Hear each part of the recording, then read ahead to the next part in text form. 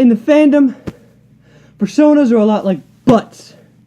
Everyone's got one, and everyone is interested in each other's. This is going to be a fun-filled video full of lighting inconsistencies, so let's get started. Let's do it. First off, I want to announce a fun surprise that'll be at the end of this video, so please stick around to the very end.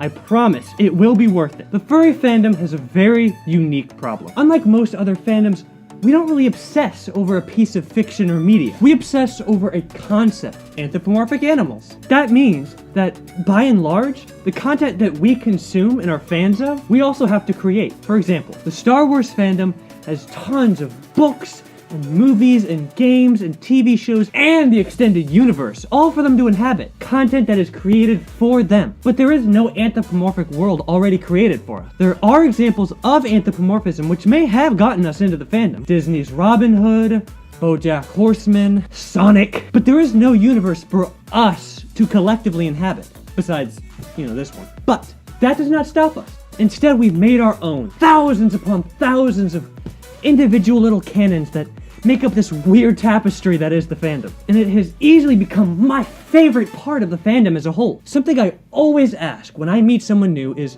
what their persona is and why. The reason someone may pick their species or their color palette or miscellaneous details like superpowers or backgrounds. They're all so diverse and varied, yet they can say so much about the person behind it all. My persona, for example, says a great deal about who I am. The fact that he's a cat, a ghost, a sorcerer, all of these things represent different facets about myself that I wish to reflect through my persona. That said, a persona doesn't have to be a reflection of an individual's identity or personality. A persona can mean something entirely different just depending on who the person is. For some, their persona represents the sort of person that they aspire to be. For others, they may have a whole cast of personas, each representing a different part of their identity or personality. And some just use their persona as an anthropomorphic avatar online, and that's perfectly valid as well. A persona can even be a brand, as is the case for many furry YouTubers. A persona can be all of these things, or even none of them.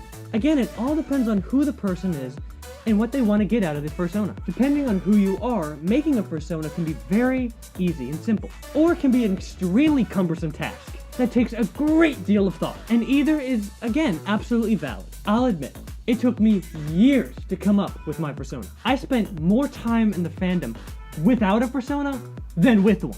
And sometimes I look back and I feel grateful because I finally came up with a character that I truly love and cherish. It took me years to come up with a persona design, largely because I was just too shy to commission anyone at the time. But by that time, I knew that I resonated with cats. By the way, if you've got a persona, I'd love to hear about it in the comment section. Their species, their personality, how you came up with them, just go crazy. And if you haven't got a persona yet, have no fear. Chances are you're a bit like me, and that you want to dedicate a bunch of thought into it. Or you're just naturally indecisive.